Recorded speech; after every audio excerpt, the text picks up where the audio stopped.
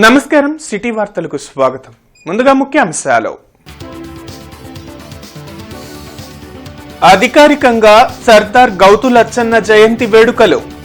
నివాళులర్పించిన ప్రజాప్రతినిధులు, అధికారులు, పలు సంఘాల నేతలు.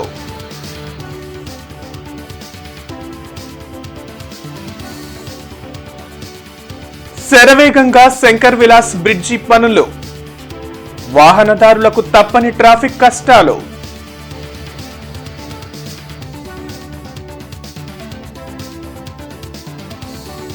మహిళలకు అవకాశాలు ఇస్తే అద్భుతాలు సృష్టిస్తారు. సీఎం చంద్రబాబు ఈ సిద్ధాంతాన్ని అవలంబిస్తున్నారన్న పీతల సుజాత.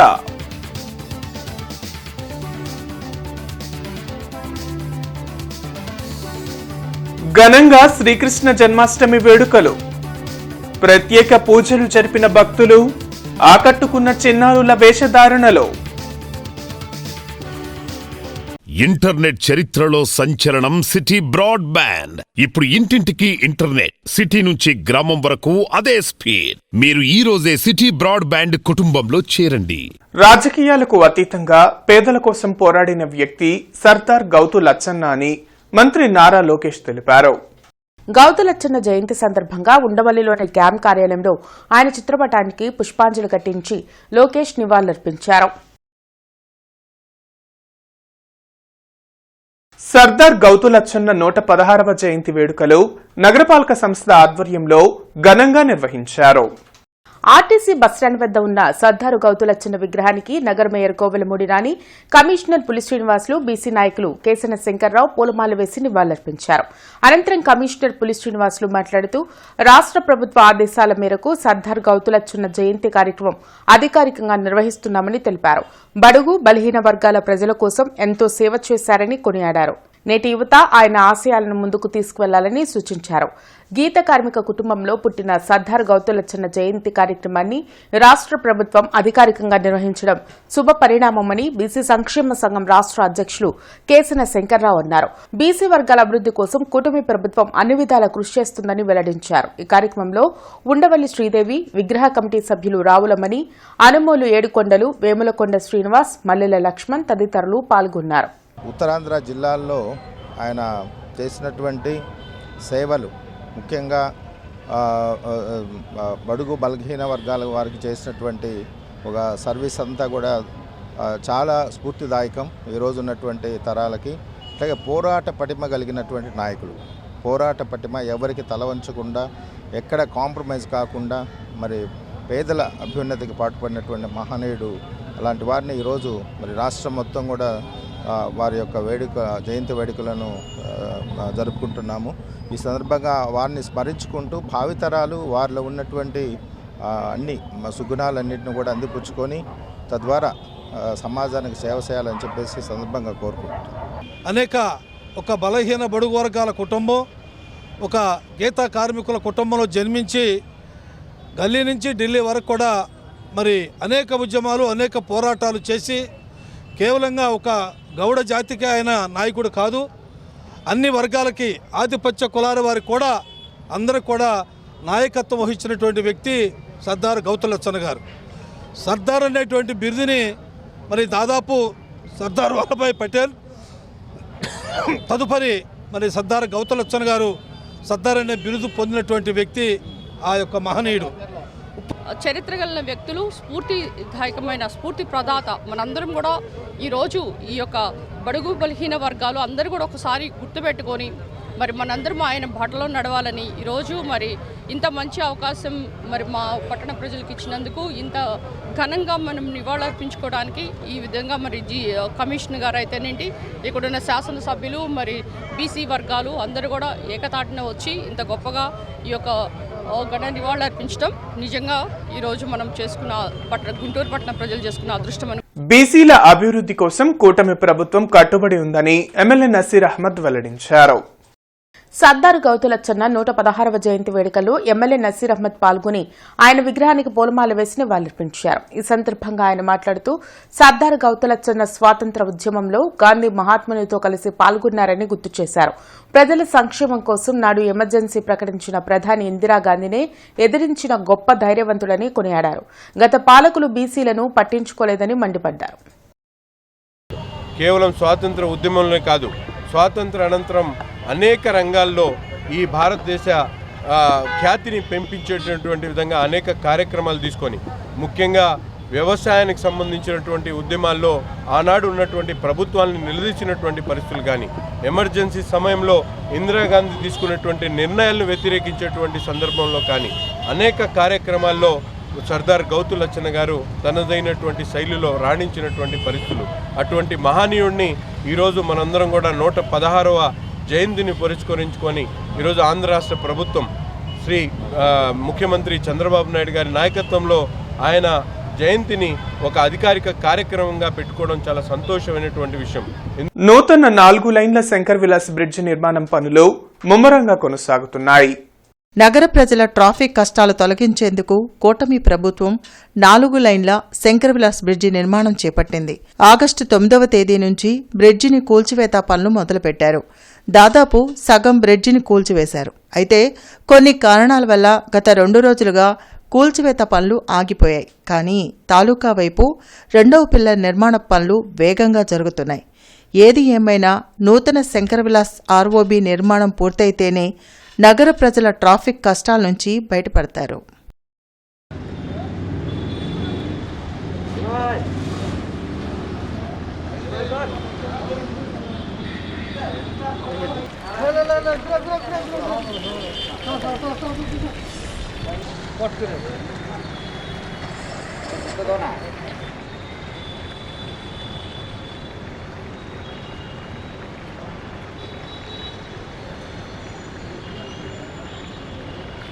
మహిళలకు అవకాశాలు ఇస్తే అద్భుతాలు సృష్టిస్తారని బలంగా నమ్మే వ్యక్తి ముఖ్యమంత్రి చంద్రబాబు అని మహిళా సహకార ఆర్థిక కార్పొరేషన్ చైర్పర్సన్ పీతల సుజాత అన్నారు.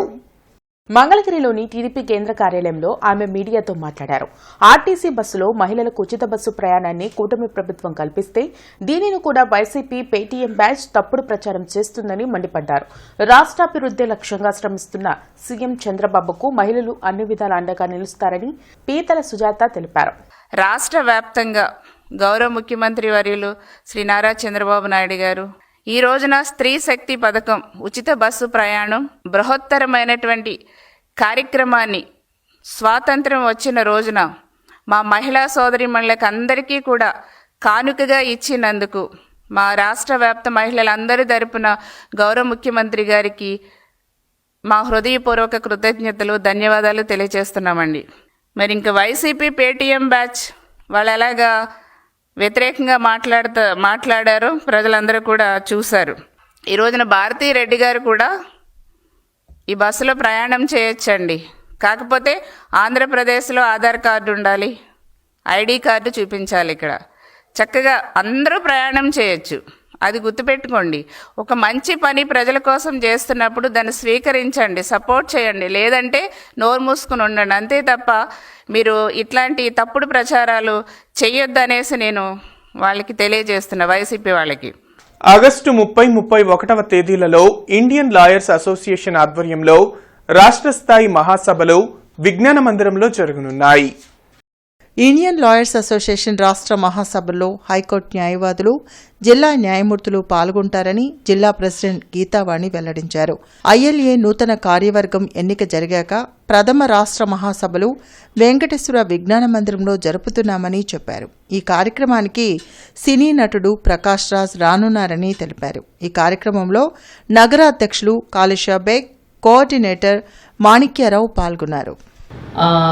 విజ్ఞాన మందిరంలో, గుంటూరు విజ్ఞాన మందిరంలో ఈ మీటింగ్ జరగబోతుంది. భారీ ఎత్తున లా స్టూడెంట్స్ కానీ, తర్వాత లీగల్ ఫెటర్నిటీ కానీ, తర్వాత రిటైర్డ్ జ్యుడిషియల్ ఆఫీసర్స్ కానీ అందరూ కలిసి మేము ఒక పాంప్లెట్ అయితే రిలీజ్ చేసాము. అందులో పెట్టినటువంటి ఇష్యూస్ అన్నిటి మీద మేము వర్క్షాప్ నిర్వహించబోతూ ఉన్నాము.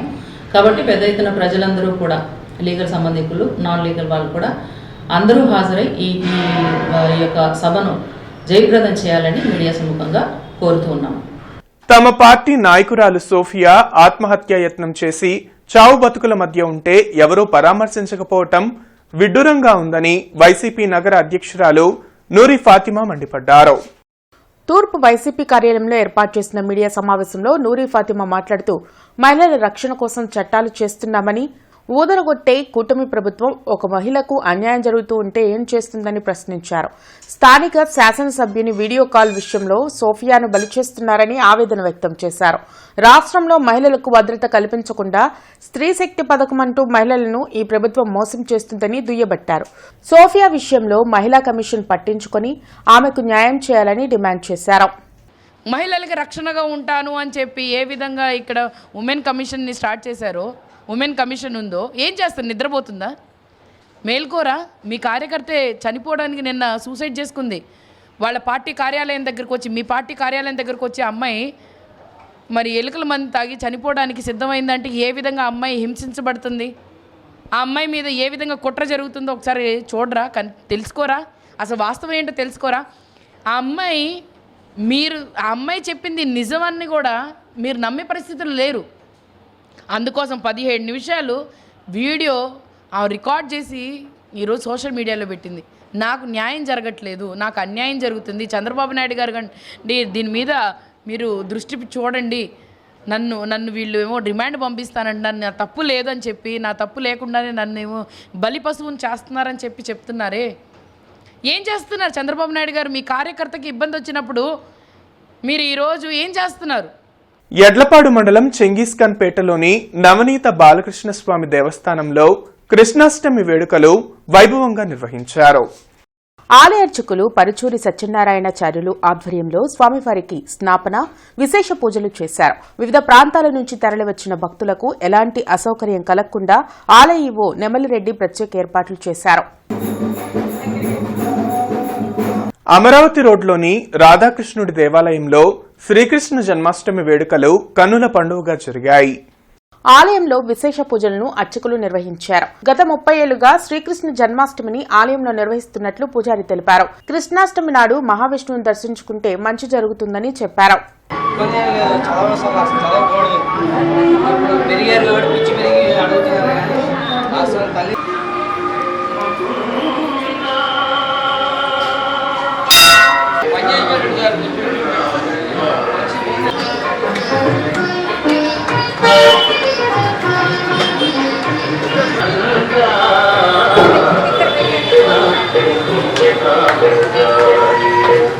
విశేషార్చనలుగా పుష్పార్చనలుగా విశేషార్చన పుష్పయాగం అంటూ ఉంటారు.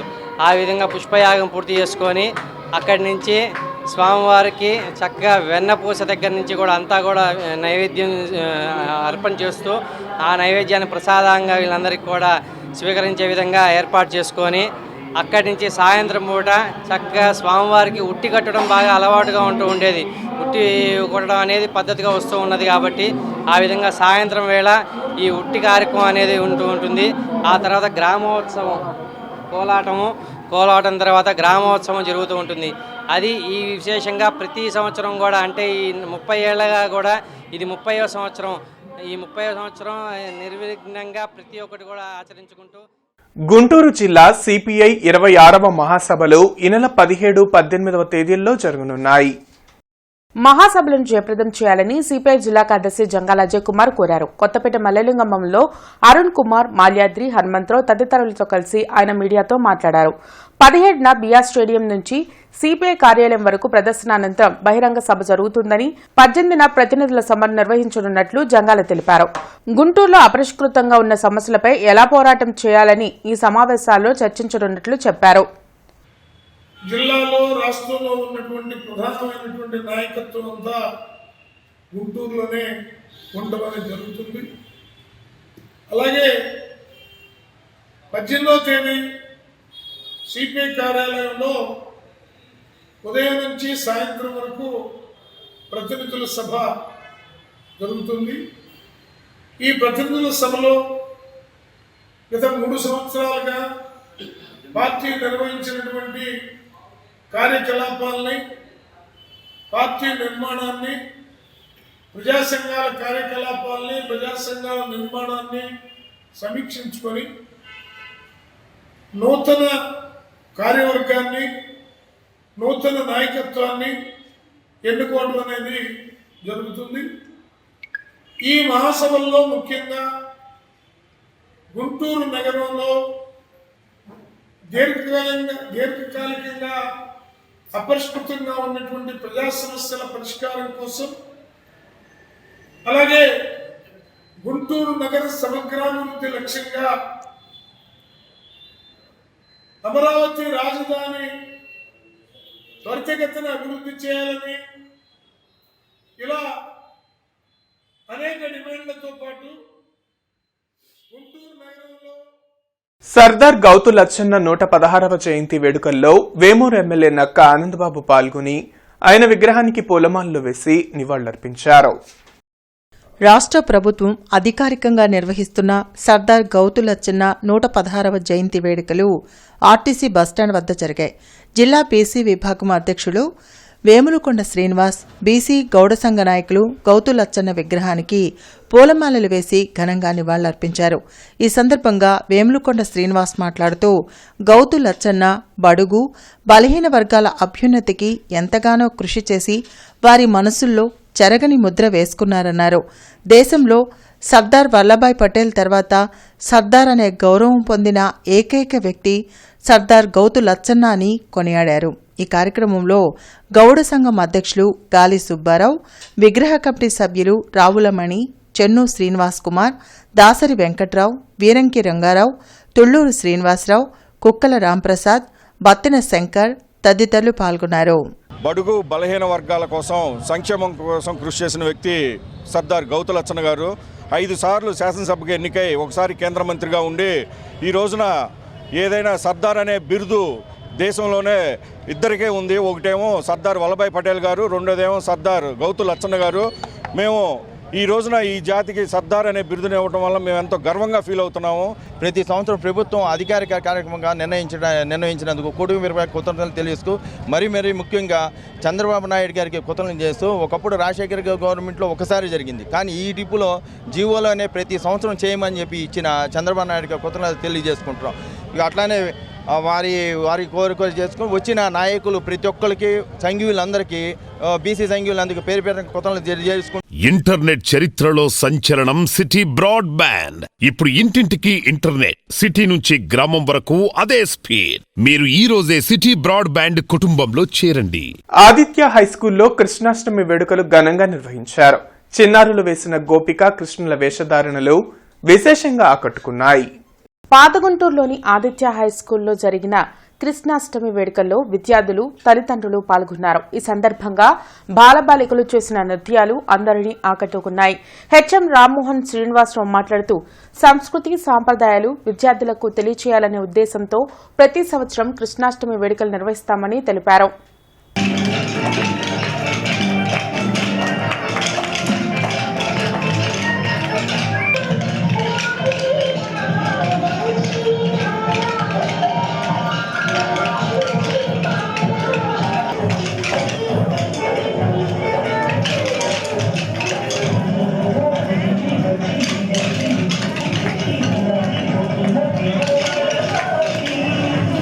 శ్రావణ మాసం అంటే అందరికి గుర్తొచ్చేది కృష్ణాష్టమి.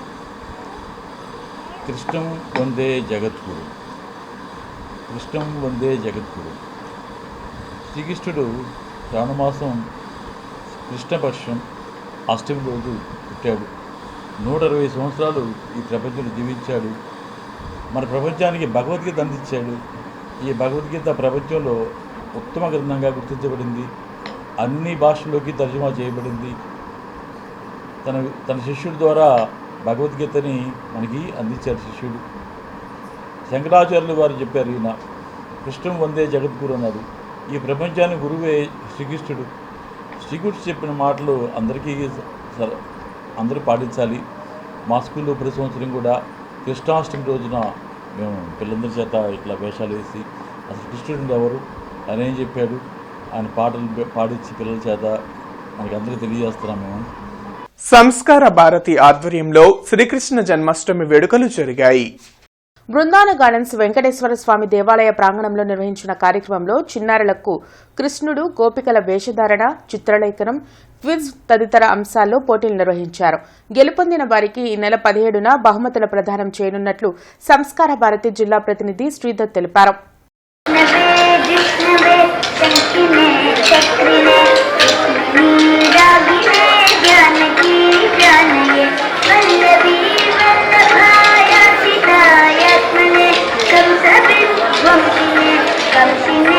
ఉన్న టాలెంట్ని బయటికి వచ్చే విధంగా అనేక రకాల గేమ్స్ కానీ మరి ఆటల పోటీలు కానీ ఎగ్జాములు పెట్టి వాళ్ళకి మెమోంటోలు గిఫ్ట్లు ఇవ్వటం చాలా సంతోషకరమైన విషయంగా భావిస్తూ వారికి ఆ దేవదేవుడు కళ్యాణ వెంకటేశ్వర స్వామి ఆశీస్సులు ఉండాలని, అలానే పిల్లలందరికీ కూడా ఆశీస్సులు, అమ్మవారి ఆశీస్సులు, అట్లానే వెంకటేశ్వర స్వామి గారి ఆశీస్సులు ఉండాలని, ఈ కార్యక్రమం దిగ్విజయంగా అవ్వాలని మనస్ఫూర్తిగా కోరుకుంటూ ఈరోజు విద్యార్థులకు చిత్రలేఖనము, కృష్ణ శతకము, భగవద్గీత, కోలాట బృంద నృత్యాలు, భాగవతం క్విజ్ కాంపిటీషన్లు నిర్వహిస్తూ ఉన్నాము.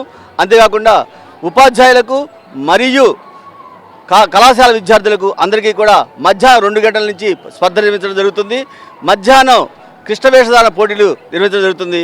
ఈ కార్యక్రమానికి వచ్చినటువంటి విద్యార్థులు, ఉపాధ్యాయులు, తల్లిదండ్రులు, ప్రోత్సాహకులు, దేవస్థాన కమిటీ సభ్యులు అందరికీ కూడా సంస్కార భారత్ తరపున ధన్యవాదాలు తెలియజేస్తున్నాం. ప్రపంచ ఆదివాసీ దినోత్సవ సభ గుంటూరులో జరిగింది. ఆదివాసీ హక్కుల పోరాట సంఘీభావ వేదిక ఆధ్వర్యంలో బ్రాడీపేట సిపిఎం కార్యాలయంలో నిర్వహించారు. ఈ కార్యక్రమంలో మాజీ మంత్రి Vadde Somanadreeswararao, retired high court judge Chandrakumar తదితరులు పాల్గొన్నారు. అడవులు పరిరక్షిస్తున్న ఆదివాసులకు ప్రతి పౌరుడు అండగా నిలవాలని వడ్డే సోమనాద్రీశ్వరరావు కోరారు. అడవుల విస్తీర్ణం తగ్గిపోతుండడం వల్లే ప్రకృతి విపత్తులు వచ్చి జనం ప్రాణాలు కోల్పోతున్నారని చెప్పారు. అడవుల విస్తీర్ణం పెంచేందుకు ప్రభుత్వాలు చర్యలు చేపట్టాలని సూచించారు.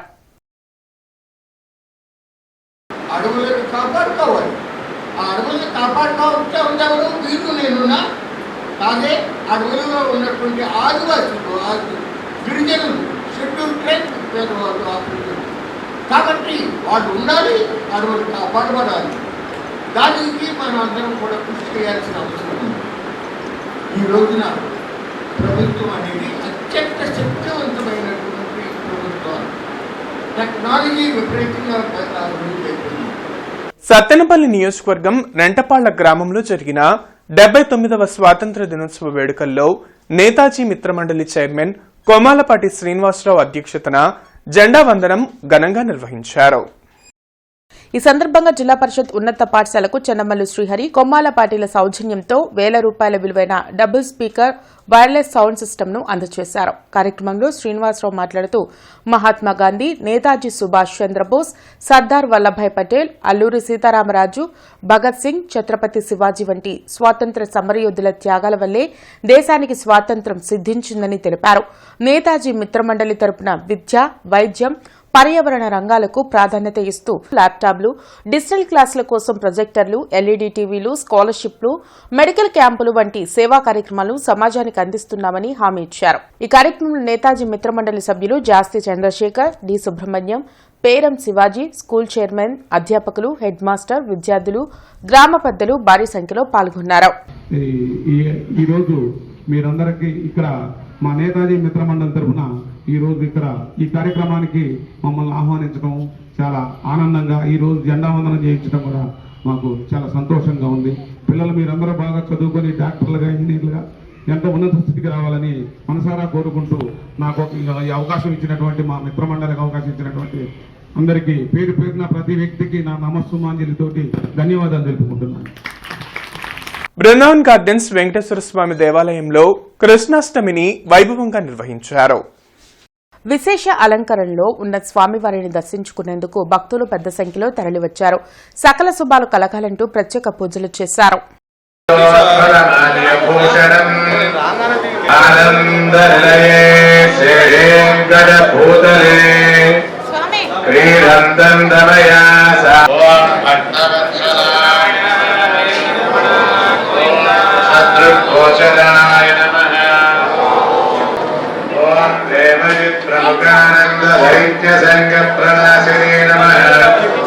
పాత పట్టాభిపురంలో కృష్ణాష్టమి వేడుకలు ఘనంగా నిర్వహించారు.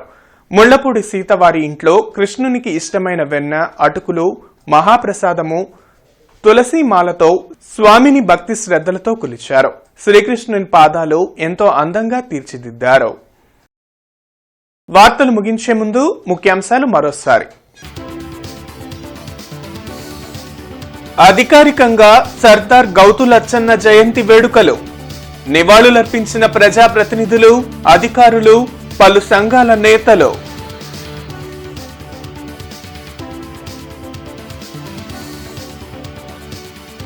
శరవేగంగా శంకర్ విలాస్ బ్రిడ్జి పనులు.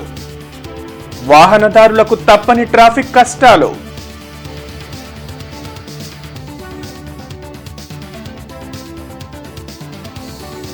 మహిళలకు అవకాశాలు ఇస్తే అద్భుతాలు సృష్టిస్తారు. సీఎం చంద్రబాబు ఈ సిద్ధాంతాన్ని అవలంబిస్తున్నారన్న పీతల సుజాత.